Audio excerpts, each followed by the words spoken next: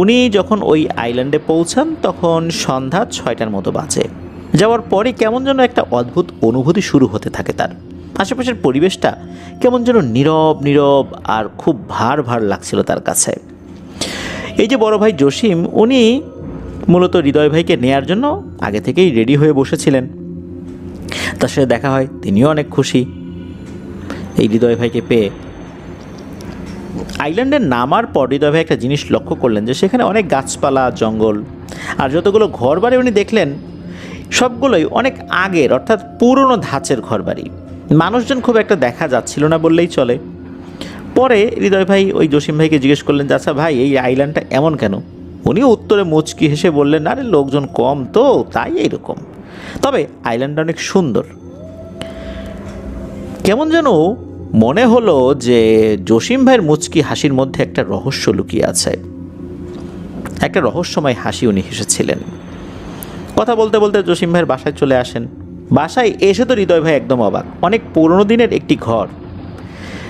তো এই ঘরটা একটু ভিন্ন ধাঁচের, কেমন যেন খুব নিশ্চুপ টাইপের ঘর। 3টা রুম রয়েছে। 3টা রুমের মধ্যে 2টা আসলে ওইভাবে ব্যবহৃত হয় না। আর ওয়াশরুমটা রুমের সাথে। অদ্ভুত ব্যাপার হচ্ছে এই ওয়াশরুমের ভেতরে একটা অনেক বড় কুয়া আছে, যেটা থেকে গোসলের পানি থেকে শুরু করে নিয়ে অনেক ধরনের কাজেই সেই পানি ব্যবহার করা হয়। ওয়াশরুমের ভেতরে বড় একটা কুয়া, এইটা কিন্তু আমরা সচরাচর কল্পনা করতে পারি না, কারণ আমরা এটা দেখে অভ্যস্ত নই। গা ছমছম করার মতো একটা পরিবেশ ওখানে। হঠাৎ করেই জসিম ভাই বলল, খাওয়া দাওয়া করতে হবে রে, তাড়াতাড়ি ফ্রেশ হয়ে নে, ক্ষুধাও লাগছে। তো রাত তখন 8টা বাজে। 8টা মানে হচ্ছে ওই আইল্যান্ডে বেশ অনেক রাত।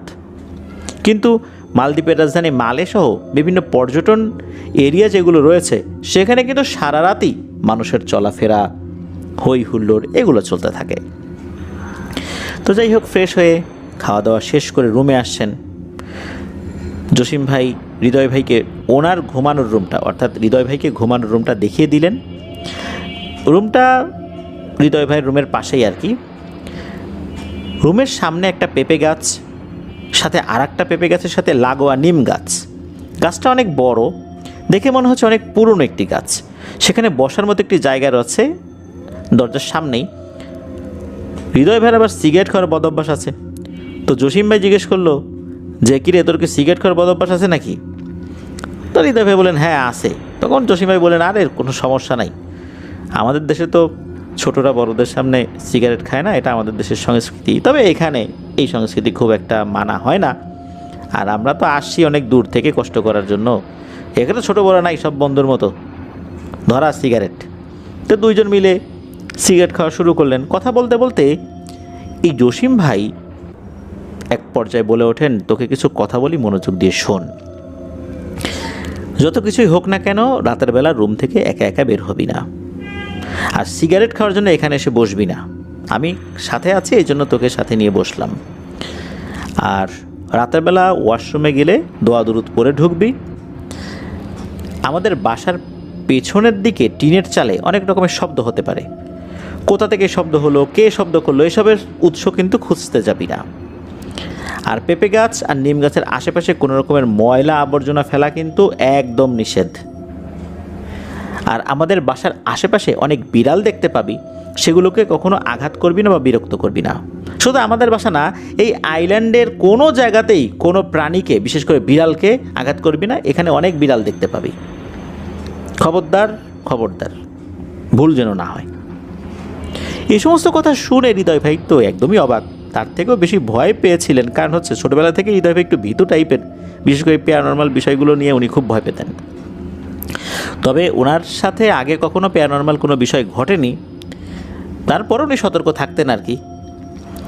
আরও বেশ কিছু প্রশ্ন যখন হৃদয় ভাই জসিম ভাইকে জিজ্ঞেস করলেন, তখন জসিম ভাই কিছুটা এড়িয়ে যান। এরপর অবশ্য হৃদয় ভাই তেমন একটা কিছু জিজ্ঞেস করেন নাই জোর করে। যাই হোক, সিগারেট খাওয়া শেষ করে দুজন ঘুমাতে গিয়েছেন। ওই দিন তো হৃদয় ভাই খুব ক্লান্ত, তাই তাড়াতাড়ি ঘুমিয়ে গিয়েছেন। ওই দিন রাতে আর কিছু হয়নি। সকালবেলা জসিম ভাই হৃদয় ভাইকে ওই দোকানের যিনি মালিক, অর্থাৎ যেই দোকানে কাজ করবেন হৃদয় ভাই, সেই দোকানের মালিকের সাথে পরিচয় করিয়ে দেন, দোকানটাও চিনিয়ে দেন, কীভাবে যেতে হবে আসতে হবে। ওই দিন দুপুর থেকে কাজ শুরু হয়। দোকানে হৃদয় ভাই ছাড়া আর কেউ থাকবে না। প্রতিদিন সকাল 9টায় দোকান খুলতে হবে, রাত 11টায় বন্ধ করতে হবে। কাস্টমার থাকুক আর না থাকুক, 9টায় খুলতে হবে, 11টায় বন্ধ করতে হবে। নামাজ পড়ার সময় ছিল প্রতি ওয়াক্তেই। দোকানের আশেপাশের বর্ণনাটা আমরা একটু দেই। দোকানের সামনে ছিল অনেক বড় একটি কাঠের বাগান, বিভিন্ন ধরনের গাছপালা, একদম জঙ্গলের মতো হয়ে আছে। সূর্যের আলো ওখানে খুব একটা প্রবেশ করতো না। জঙ্গলের পরেই সাগর, আর সেই জঙ্গলের এক সাইড দিয়ে মালদ্বীপের জেলেরা মাছ ধরে ওখানে এসে আবার মাছ কাটাকাটি করে। যাই হোক, হৃদয় ভাই কাজে মন দিয়েছেন, কাজ আনন্দের সাথেই করতে থাকেন। তবে প্রতিদিন সন্ধ্যা হলে একটা জিনিস লক্ষ্য করতেন, সেই বাগানের ভেতরে বিড়ালের ঝগড়ার আওয়াজ।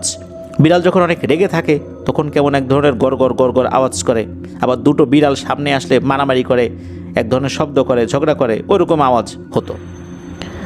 আর হৃদয় ভাই অধিকাংশ সময়ই দোকানের বাইরে বসে থাকতেন, ভেতরে খুব একটা ভালো লাগতো না।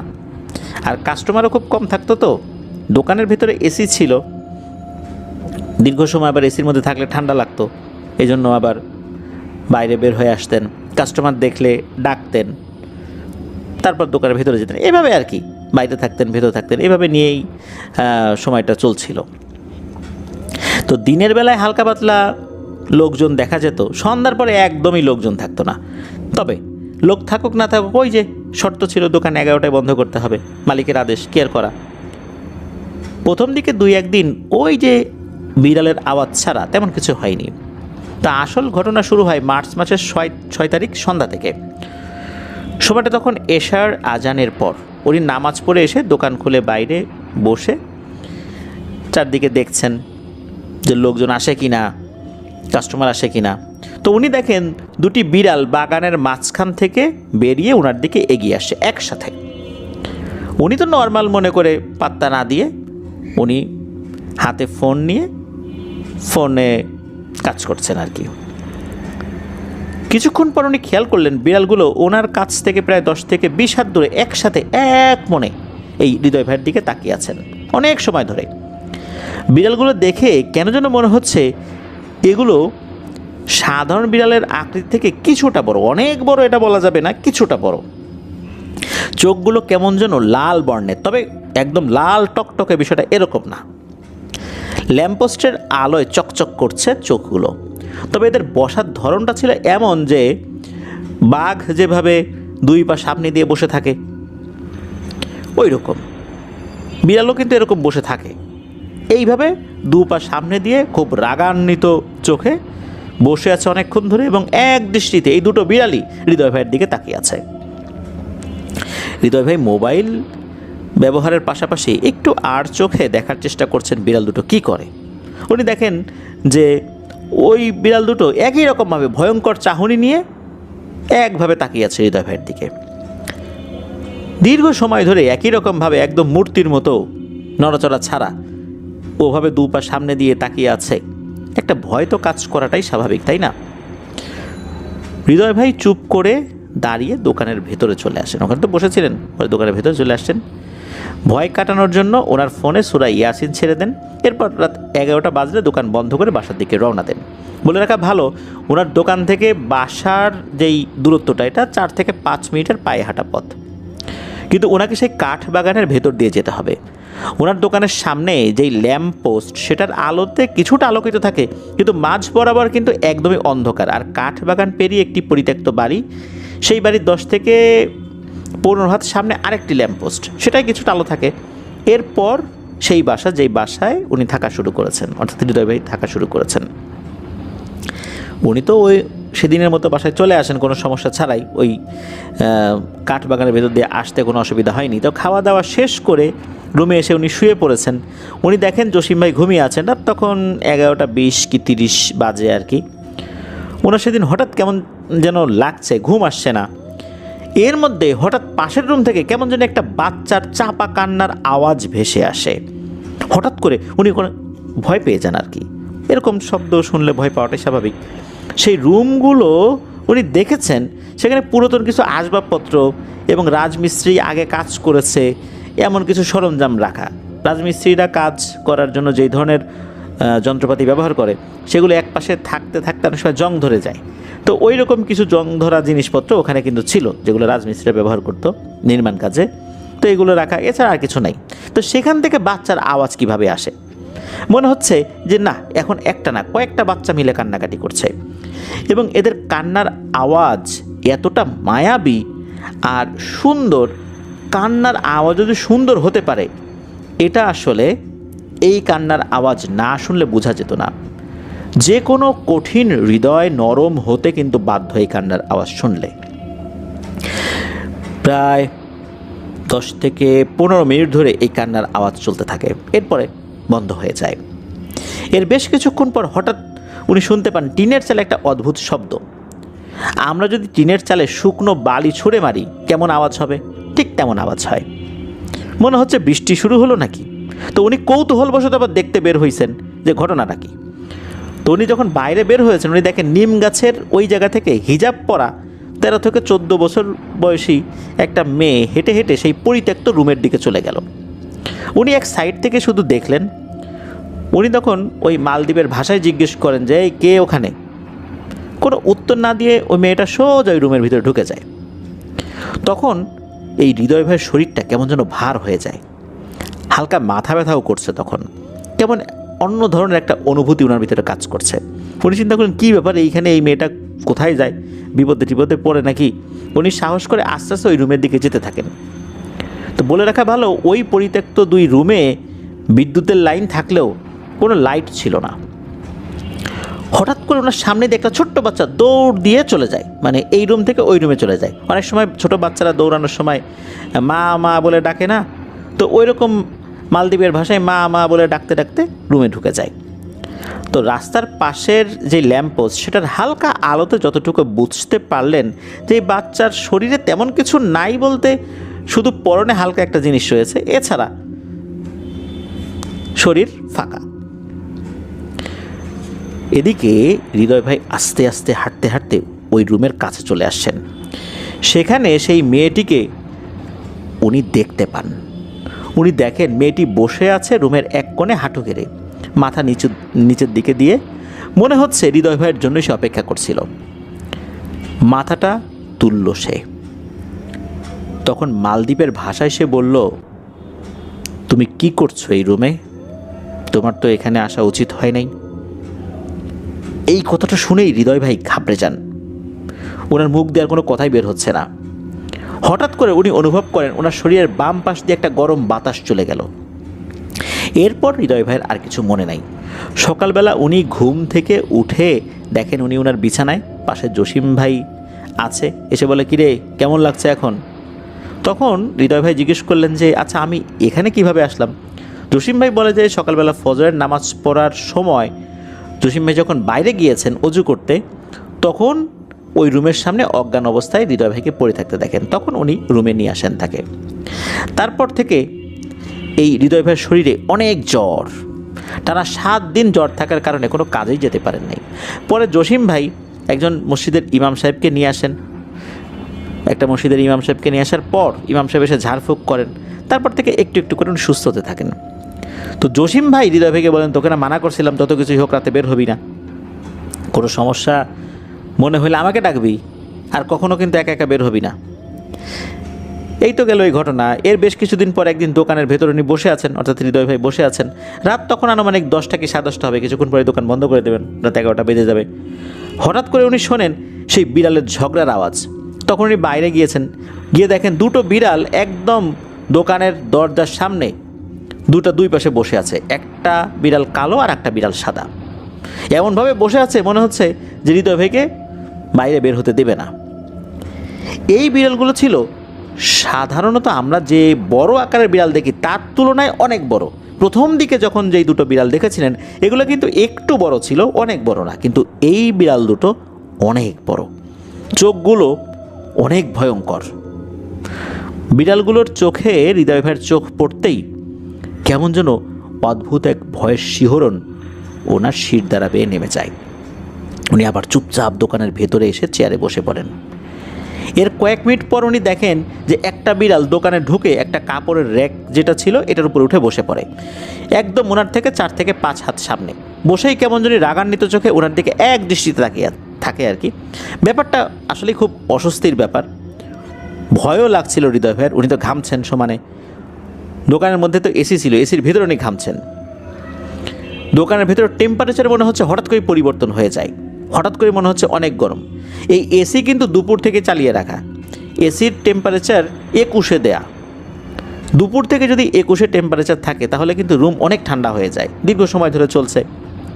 কিন্তু হৃদয় ভাইয়ের কাছে মনে হচ্ছে রুমটা আগুনের মতো গরম হয়ে গেছে। তো উনি তেমন কিছু না বুঝেই একটা মারাত্মক ভুল করে ফেলেন। দোকানে ঝাড়ু দেওয়ার জন্য যে ঝাড়ুটা আছে, এই ঝাড়ুটা নিয়ে ওই বিড়ালকে উনি তাড়াতে চান। তবে উনি সফলও হন, বিড়ালটা বের হয়ে যায়। বিড়ালটাকে যে আঘাত করবেন এমন ইচ্ছা ছিল না, ভয় দেখিয়ে বের করে দেন আর কি। বিড়ালটা গড় গড় গড় গড় আওয়াজ করতে করতে বের হয়ে যায়।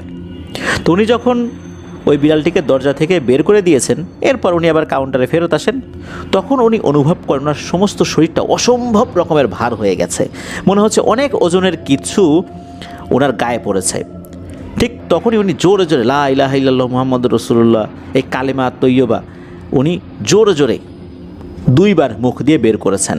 এরপরই মনে হলো বিদ্যুতের বেগে একটা হ্যাচকা টানে কেউ একজন ওনাকে দোকান থেকে বাইরে বের করে নিয়ে আসলো। মনে হলো চোখের পলকে উনি দোকানের ভেতর থেকে বাইরে চলে আসছেন, অথচ কাউন্টার থেকে বাইরে আসতে কমপক্ষে 20 থেকে 25 কদম হাঁটতে হয়। উনি বলতে পারেন না কিভাবে উনি এত দ্রুত বাইরে বের হয়ে আসলেন। উনি দেখেন তো আশেপাশে কেউ নাই, উনি দ্রুত সিগারেট ধরান, ওনার কাছে সিগারেট ছিল, তাড়াহুড়া করে একটা সিগারেট ধরান।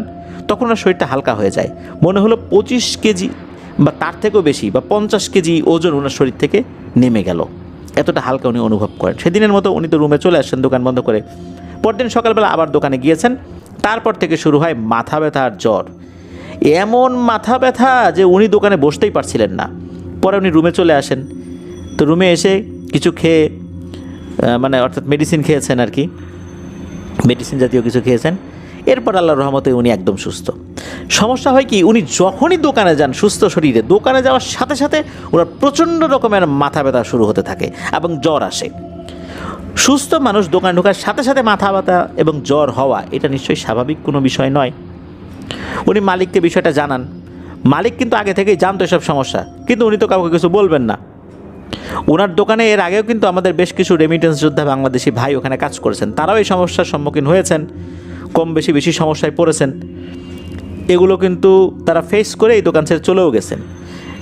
একটা সময় হৃদয় ভাই সিদ্ধান্ত নিলেন না, এইভাবে আর থাকা যায় না।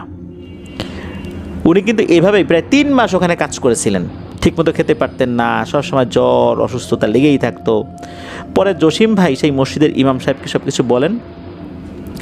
এশার সালাতের পর একদিন ইমাম সাহেব যেতে বলেন জসিম ভাই আর হৃদয় ভাইকে। তো গিয়েছিলেন ওনারা যখন যান তখন ইমাম সাহেব বেশ কিছু তথ্য দেন, যেটা ছিল রীতিমতো ভয়ঙ্কর ব্যাপার। ইমাম সাহেব বলেন যে তুমি যেখানে থাকো সেখানে একটি জিনের পরিবার বসবাস করে, অনেক বছর ধরে এরা বসবাস করে, এরা মুসলিম জিন, অনেক পরহেজগার, এরা মূলত কাউকে কোনো ক্ষতি করে না। সেদিন নিম গাছের নিচ থেকে চলে যাওয়া সেই মেয়েটাকে যে তুমি দেখেছো, এটা জিন সর্দারের মেয়ে। রাত যখন গভীর হয় ওরা তখন বের হয়, হাঁটাহাঁটি করে, তুমি আচমকা কোনো শব্দ না করে বের হয়েছ। এটা যখন ওই জিনটা বুঝতে পেরেছে তখন সে তার ঘরের দিকে চলে যায়, সে তোমাকে ভয় দেখাতে চায়নি। তুমি বাবা কেন তার পিছু পিছু ওই ঘরের ভিতরে গেছো? সে তো চাইলে তোমার আরও বড় ক্ষতি করতে পারতো, কিন্তু করেনি।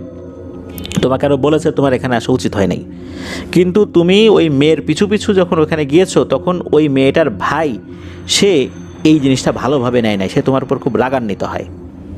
এটা তো ভালো লক্ষণ না। তোমাকে ক্ষতি করতো ওই সময় মেয়ের ভাইটা রাগ করে। ওই অবস্থাতে তুমি যে গরম বাতাস শরীরে অনুভব করেছিল, যেই গরম বাতাসটা তোমার শরীরে এসে লেগেছিল, তুমি যেই গরম বাতাসটা হঠাৎ করেই অনুভব করলে যে তোমার এক পাশ দিয়ে চলে গেল, এটা মূলত ছিল ওই জিন দুটোর বাবা। সে খুবই পরহেজগার। সে তখন এসে মূলত এই ছেলে মেয়েদেরকে বলে যে খবরদার এই ছেলেকে কোনো ক্ষতি করো না, ভয় দেখিও না অকারণে। তখন ওই মেয়েটা বলে যে বাবা আমরা তো আসলে ভয় দেখাই নাই, আমরা তো আমাদের মতো করে বের হয়েছিলাম, ও হঠাৎ করে কোনো শব্দ না করে বের হয়েছে, আমি তো আমার রুমে চলে আসি, এর এই ছেলে পিছু পিছু এখানে চলে আসছে। তখন ওই ছেলেটাকে বলেন আর কি ওই জিনের বাবা, যে দেখো ও নতুন আসছে, ও কিছু জানে না, আস্তে আস্তে ঠিক হয়ে যাবে, ও ভুল করছে, তাই বলে আমরা তার জন্য প্রতিশোধ নিতে পারি না, তাহলে আল্লাহর কাছে কিন্তু আমাদেরকে জবাবদিহি করতে হবে, খবরদার ওকে ভয় দেখিও না। এরপর আর ভয় তারা দেখায় নাই, তারপর তো উনি অজ্ঞান হয়ে গেছেন। আর দোকানে যে দুটো বিড়ালকে দেখতে পান, এই দুটো বিড়াল মূলত দুষ্টু প্রকৃতির জিন, এরা মানুষের ক্ষতি করে। এই যে দোকানটা, এই দোকানটা নাকি একটা পুরনো কবরস্থানের উপরে অবস্থিত, ওখানে এই জিনেদের আসা যাওয়া ছিল। এই দোকানটা করার কারণে ওদের অসুবিধা হয়েছে, যার কারণে এই জিন দুটো এই দোকানে সবসময় বিরক্ত করে, যারাই এখানে কাজে আসে তাদেরকে বিরক্ত করে। আর একটা বিড়াল ঢুকে পড়েছিল ভিতরে, তাকে যে ঝাড়ু দিয়ে ধাওয়া করেছিল হৃদয় ভাই, এই জন্য এই জিনগুলো খুব ক্ষিপ্ত হয়েছে। এই জন্য ওরা এমন একটা সিস্টেম করে রেখেছে, ওই দোকানে যাওয়ার সাথে সাথেই হৃদয় ভাইয়ের জ্বর আসে এবং মাথা ব্যথা করে। তো তুমি কাজ ছেড়ে দিয়ে চলে যাও, এখানে আর কাজ করতে হবে না। এরপর যখন এই সমস্যার কথা হৃদয় ভাই মালিককে জানান, মালিক তো কিছুতেই মানে না, বলে না তুমি কাজ করবে না, এই জন্য একটা বাহানা দিচ্ছ, এটা সেটা। এরপর মালিক ইচ্ছাকৃতভাবে ওনার 3 মাসের বেতন আটকে রাখেন। এই 3 মাসের বেতন না নিয়েই উনি ওই দোকান ছেড়ে আসতে বাধ্য হন। এরপর আবার উনি মালদ্বীপের রাজধানী মালেতে চলে আসেন। তো এটাই ছিল ঘটনা। প্রিয় লিসেনার্স, আসলে মালদ্বীপটা অনেক সুন্দর একটা জায়গা, অনেক সুন্দর একটা দেশ, তবে ছোট ছোট যে দ্বীপগুলো রয়েছে সেখানে তো মানুষজন কম যায়, সেখানে অনেক ভয়ের ঘটনা তো থাকতেই পারে, তাই না? আপনারা যারা যেখানে রয়েছেন আশেপাশে যদি ভয়ের ঘটনা থাকে আমাদেরকে পাঠাতে কিন্তু ভুলবেন না। আর আমাদেরকে ঘটনা লিখে বা রেকর্ড করে পাঠাতে পারবেন ইমেল অ্যাড্রেসের মাধ্যমে। ইমেল অ্যাড্রেসটা হচ্ছে afnanthehorrorbd@gmail.com। স্পেলিংটা বলে দিচ্ছি, AFNANTHEHORRORWORLDBD, afnanthehorrorbd@gmail.com। স্পেলিংটাও আমরা আমাদের ভিডিওর ডেসক্রিপশনে দিয়ে রেখেছি। ঘটনা কেমন লাগছে তা জানিয়ে এই ভিডিওর কমেন্ট সেকশনে কমেন্ট করতে পারেন। এছাড়া আমাদের ফেসবুক পেজ এবং গ্রুপ তো রয়েছে আপনাদের হরর ওয়ার্ল্ড নামে, সেখানে গিয়েও আপনারা আপনাদের মতামত জানাতে পারেন। চলুন প্রিয় লিসেনার্স, চলে যাব আমাদের এবারের এপিসোডের দ্বিতীয় এবং শেষ ঘটনায়। তবে আর একটা কথা, যারা আমাদের সাথে যুক্ত হয়েছেন অনুগ্রহ করে এই ভিডিওর লাইক বাটনে প্রেস করতে ভুলবেন না, আর ভিডিওর লিঙ্কটা বেশি বেশি করে শেয়ার করে দিবেন।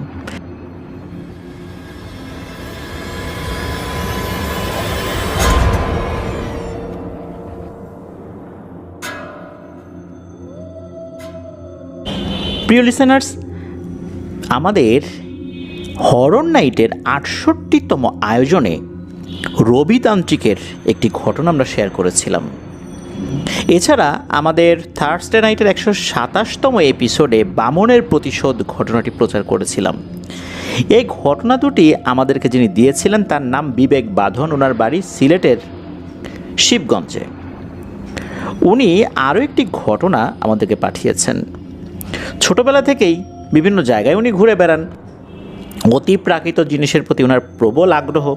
আমাদের সিলেটের ফ্যান মিটেও উনি এসেছিলেন, কথা হয়েছিল। উনি মূলত এখন যে চাকরিটা করেন সেটা একটি মোবাইল কোম্পানির মার্কেটিং অফিসারের দায়িত্বে উনি রয়েছেন। আর ওনার এই কাজটার কারণে সিলেটের বিভিন্ন জায়গাতেই ওনাকে যেতে হয়, অনেক মানুষের সাথে কথা বলতে হয়। ২০২২ সাল থেকে উনি এই কাজটি করছেন। উনি বেশ কিছুদিন আগে গিয়েছিলেন জাফলংয়ের রাধানগর এলাকায়। মূলত ওখানে যাওয়ার পর একজন ব্যক্তিকে উনি দেখতে পান। হাঁটাহাঁটি করতে করতে মনে হলো এক কাপ চা খেয়ে নিলে ভালো হয়। উনি একটা দোকানে চা খেতে ঢুকেছেন। তো ওখানে তো বেশ কিছু চায়ের দোকান ছিল। উনি যেই দোকানে ঢুকেছেন দেখলেন যে চায়ের দোকানের সামনে দুই পাশে দুটো বেঞ্চের মতো জায়গা রয়েছে, তবে একটা বেঞ্চে একজন মুরব্বি টাইপের লোক বসে আছে, এমনভাবে হাত পা ছড়িয়ে বসে আছে যে পাশে আর একজন বসার জন্য পর্যাপ্ত জায়গা নেই, আর অন্য যারা লোকজন আছেন তারা উল্টো পাশে আর একটা যে বেঞ্চ রয়েছে সেখানে বসে আছেন, তারাও কেউ এই পাশে এসে বসছে না। এখন এই বাঁধন ভাই ঢুকে চিন্তা করলেন যে কী ব্যাপার, এই লোকটা এইভাবে ছড়িয়ে বসে আছে কেন। তো উনি বললেন যে চাচা একটু পা সরায় বসেন, আমি বসি। মনে হলো যে চাচা এই কথা শুনলেনই না, একবার তাকালেন বাঁধন ভাইয়ের দিকে, কিন্তু পা সরালেন না, উনিও সরে বসলেন না। এতে করে বাঁধন ভাই একটু বিরক্তই বোধ করেন যে কী ব্যাপার, লোকটা এমন কেন, ব্যবহার জানে না, বললাম একটু সরে যেতে, সরেও না। তখন ওই যে দোকানদার, অর্থাৎ চায়ের দোকানদার, উনি বললেন যে ভাতিজা তুমি ওইখানে বসার দরকার নেই, তুমি এই পাশে এসে বসো।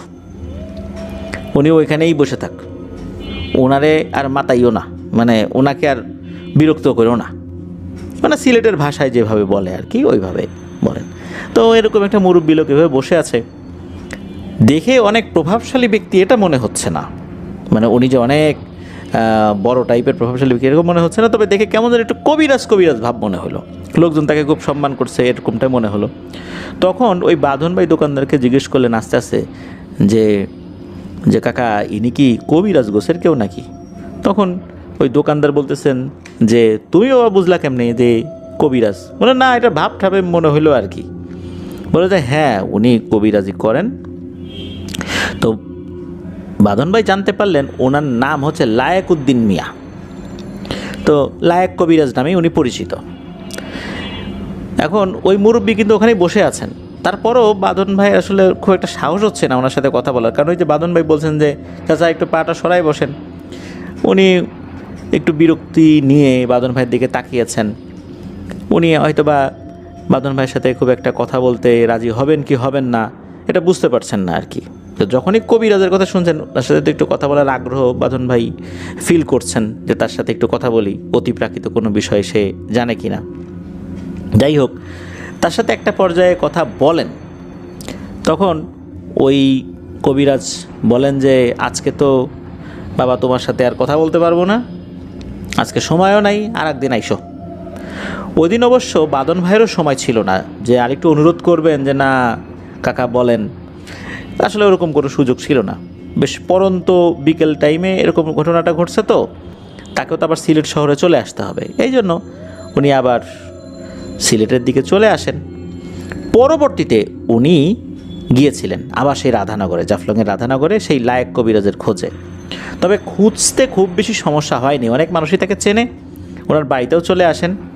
তো একা অবশ্য যান নাই, ওই রাধানগরে ওনাদের ওই মোবাইল কোম্পানিরই এক রিটেইলারের মাধ্যমে গিয়েছিলেন, তাকে সাথে নিয়ে গিয়েছিলেন, কারণ লোকাল লোক সাথে নিয়ে গেলে একটু সুবিধা হয় আর কি, পরিচিত থাকে একে অন্যের সাথে, তখন সেও কথা বলতে একটু স্বাচ্ছন্দ্য বোধ করে। তো ওখানে গিয়ে ওই ব্যক্তিকে পেয়েও যান, অর্থাৎ লায়েক কবিরাজকে পেয়েও যান। তখন কবিরাজ দেখেই চিনতে পারছেন যে তুমি আসছো, দোকানে তো দেখা হয়েছিল তোমার সাথে, আমাকে সরে বসতে বলছিলা, চিনতে পারছি তোমাকে। এরপর তার সাথে বিভিন্ন ধরনের কথাবার্তা বলতে থাকেন। তখন এই বাঁধন ভাই বলেন যে আপনার জীবনের ঘটনা শুনতে আসছি। বলেন যে ঘটনা আর কি বলবো, কবিরাজি করি এই তো ঘটনা। বলেন না, কিভাবে কবিরাজ হলেন সেটা একটু বলেন। এরপর উনি বলেন, সংক্ষিপ্তভাবে বলেছিলেন, উনি বলেন যে উনি তখন বেশ ছোট, 5 কি 6 বছর হবে, ওনাদের পরিবারে অনেক অভাব ছিল। এই লায়েক কবিরাজের বাবা পাথর তুলে বিক্রি করতেন, পরিবারের সবার সেটাতেই চলতো। এই লায়েক কবিরাজের পরিবারে ছিল 7 বোন, আর 7 বোনের 1 ভাই। এই 1 ভাই হচ্ছে এই লায়েক কবিরাজ, একমাত্র ছেলে সন্তান, আর সবার থেকে ছোট। ছিলেন খুবই চঞ্চল প্রকৃতির, খুব আদরের, দুষ্টামি করলেও কেউ কিছু বলতো না। তো এই লায়েক কবিরাজের বাবার অনেক বন্ধু ছিল, তার মধ্যে একজন ছিল কবিরাজ। তো লায়েক কবিরাজ দেখতেন ছোটোবেলাতেই যে এই লোকটা সারাদিন খালি বসে থাকে, তন্ত্রমন্ত্র পড়ে আর খালি টাকা কামায়, কোনো কাজ কামি করে না। অথচ তাদের অঞ্চলের অনেকেই নদী থেকে পাথর তোলে, কত কষ্ট হয়, আর এই লোকটা চেয়ারে বসে খালি ফু দেয় আর মানুষ তাকে টাকা দিয়ে চলে যায়, আর গ্রামের সবাই তাকে সম্মানও করে। তো এই কাজ সে করে ছোটোবেলা থেকেই। এই লায়েক কবিরাজ তাকে দেখে খুব বিরক্তই হতো যে সারাটা দিন মানুষ কত কাজ করে আর এই লোক খালি বসে বসে টাকা কামায়। মনে মনে এটা দেখে তাকে গালিটালি দিত আর কি। কিন্তু এই লোকটা বেশ সম্মানের সাথে চলতো। অথচ লায়েক কবিরাজ ভাবতেন যে আমার বাবা সৎ পথে কত কষ্ট করে টাকা উপার্জন করে, এত কষ্ট করে আমাদের এতগুলা ভাই বোনের পরিবার চালায়, আর এর কোনো অভাবই নেই। কি আজব। একদিন হলো কি, একটা লোক, এক প্রভাবশালী লোক আর কি ওই এলাকার, এই লায়েক কবিরাজের বাবাকে অযথাই চোরের একটা অপবাদ দিয়ে বসে, তুই চোর, তুই আমার পাথর চুরি করছিস, পাথর চুরি করে আরেকজনের কাছে বিক্রি করে দিয়েছিস। তো লায়েক কবিরাজের বাবাকে যারা চিনতেন তারা কিন্তু ভালো করে জানতেন যে তার দ্বারা এই কাজ হওয়া সম্ভব না, কারণ ছোটোবেলা থেকেই সে খুবই সৎ একজন মানুষ, কারো 2 টাকা মেরে খাওয়ার লোক না, কারো জিনিস পড়ে থাকলেও সে ধরবে না, এই স্বভাব তার। সে অন্যের পাথর চুরি করে বিক্রি করে দিবে, এটা তো হতে পারে না। এখন তারও পক্ষের তো কিছু লোক আছে, অর্থাৎ লায়েক কবিরাজের বাবার পক্ষের তো কিছু লোক আছে, তারও বন্ধুবান্ধব আছে। তারা তখন ওই প্রভাবশালী ব্যক্তিকে জানালো যে আচ্ছা, তুমি যে বলতেছো যে এ চুরি করছে, তোমার কাছে কোনো প্রমাণ আছে? প্রমাণ করতে পারবা? অযথা এই লোকটার নামে এরকম অহেতুক মিথ্যা কথা বলতেছো। তখন বলে যে হ্যাঁ, প্রমাণ করতে পারবো। কি প্রমাণ চাও? ওই এলাকার যে কবিরাজ আছে সে যদি জিন চালান দিয়ে বলে তাহলে তোমাদের চলবে? বলে হ্যাঁ চলবে। এদিকে ওই কবিরাজও তো লায়েক কবিরাজের বাবার বন্ধু, সে চিন্তা করছে যে কবিরাজ কি আর আমাকে বিপদে ফেলবে, সে সত্য কথাই বলবে, মিথ্যা কথা তো আর বলবে না। তো এই প্রস্তাবটা লায়েক কবিরাজের বাবাও মেনে নেন যে হ্যাঁ ঠিক আছে, আমি মেনে নিলাম, যদি ওই কবিরাজ বলে যে কথা বলবে সেটা আমি মেনে নেব। তো ওই কবিরাজের কাছে যায়, কবিরাজের কাছে সবাই মিলে যাওয়ার পর কবিরাজ বলে ঠিক আছে, আধা ঘন্টা সময় দাও, আমি আসতেছি, এই বলে সে একটা ঘরে চলে যায়। আধা ঘন্টা পরে বের হয়ে এসে বলে যে হ্যাঁ কথা সত্য, এই লোক চুরি করছে। এই কথা শোনার সাথে সাথে লায়েক কবিরাজের বাবা উনি এতটাই মনক্ষুণ্ণ হয়েছিলেন, এতটাই কষ্ট পেয়েছিলেন যে এরকম একটা মিথ্যা কথা এই কবিরাজ আমার বন্ধু হয়ে বলতে পারল। সে নিশ্চয়ই এই লোকের কাছ থেকে টাকা খেয়েছে, টাকা খেয়ে আমার বিরুদ্ধেও এই মিথ্যা অপবাদটা দিল। যেহেতু সেও এই বিষয়টা মেনে নিয়েছিল যে কবিরাজ যেটা বলবে সে সেটা মাথা পেতে নেবে, তাই চুরির অপবাদ মাথা পেতে নিয়ে সে ওই এলাকায় চোর বলে সাব্যস্ত হলো। অথচ উনি মোটেও এই কাজটি করেন নাই। ওনার পরিচিত বন্ধুবান্ধবরাও এটা বিশ্বাস করতে চাইলেন না, তারাও বুঝতে পারছেন এখানে কোনো ঘাপলা আছে, কিন্তু সে তো চোর অপবাদ পেয়েই গেল। যেহেতু সে মেনে নিয়েছিল যে কবিরাজের কথা সে মেনে নিবে, এই জন্য তো চোর অপবাদটা তাকে নিতেই হবে। রাগে, দুঃখে, ক্ষোভে, মনের কষ্টে গলায় দড়ি দিয়ে আত্মহত্যা করেন লায়েক কবিরাজের বাবা। ছোটবেলায় লায়েক কবিরাজ এই ভয়ঙ্কর এক প্রতারণামূলক এক জাল উনি দেখেছিলেন, কিভাবে তার বাবাকে চোরের অপবাদ দিয়ে চোর সাব্যস্ত করে তাকে মৃত্যুর মুখে ঠেলে দিতে তারা বাধ্য করেছে। এই জিনিসটা দেখে আসলে লায়েক কবিরাজ মনে মনে চিন্তা করছেন যে আমিও কবিরাজ হব, এর থেকেও বড় কবিরাজ হয়ে একে একটা শিক্ষা দেব।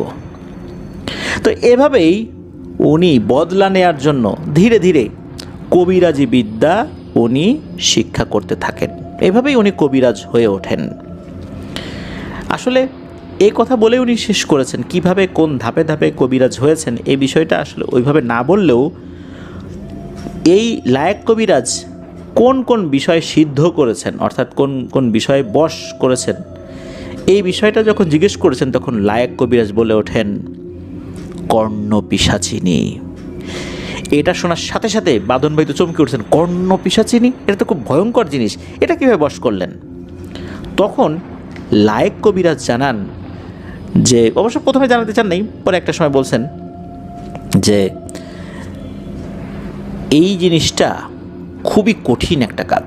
লায়েক কবিরাজ তো মুসলিম, তো মুসলিমদের পক্ষে এটা করা খুবই কঠিন, আর এটা যেই করুক সে কোনো ধর্মকর্ম পালন করতে পারবে না, সে যেই ধর্মেরই হোক না কেন, সে হোক হিন্দু, হোক মুসলিম, হোক সে বৌদ্ধ, হোক সে খ্রিস্টান, কারণ ধর্মের সব নিয়মকানুন বাদ দিয়ে শুধু ওই কর্ণ পিশাচিনীর কথাই শুনতে হবে, সে যা চায় সেটা করতে হবে। এমনিতেও ছোটোবেলা থেকে উনি ধর্মকর্ম কম করতেন, অর্থাৎ লায়ক কবিরাজ ধর্মকর্ম খুবই কম করতেন। একটা পর্যায়ে কর্ণ পিশাচিনীকে বশ করার জন্য উনি ধর্মকর্ম একদমই ছেড়ে দেন। এক হিন্দু তান্ত্রিকের মাধ্যম দিয়ে এই কর্ণ পিশাচিনী বশ করার কাজ শুরু করেন। কারণ কর্ণ পিশাচিনীর যে সাধনা, এটা গুরু ছাড়া এই সাধনা করা অসম্ভব। কেউ যদি গুরু ছাড়া এই সাধনায় বসে, ধরে নিতে হবে সে নিজেই তার মৃত্যুকে সাধনা করে ডেকে আনছে তাকে হত্যা করার জন্য। এই সাধনা করার অনেকগুলো নিয়ম রয়েছে।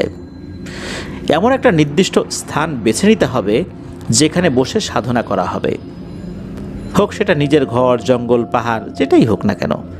আর যতটুকু সম্ভব সেই জায়গা ময়লা এবং অপবিত্র করতে হবে। সাধারণত এই ধরনের সাধনার ক্ষেত্রে পাক পবিত্র জায়গায় আমরা বসার কথা শুনি, কিন্তু এই কর্ণ পিশাচিনীর সাধনায় ময়লা এবং অপবিত্র করতে হবে ওই জায়গাটা। 2টা মালা তৈরি করে রাখতে হবে। 3 ভাবে এই কর্ণ পিশাচিনীকে আহ্বান করা যায়। 1, মা রূপে, যে ছেলের মতো লালন পালন করবে, তেমন কোনো ক্ষতি করবে না, কারণ মা কখনো ছেলের ক্ষতি চায় না। 2 হলো বোন রূপে।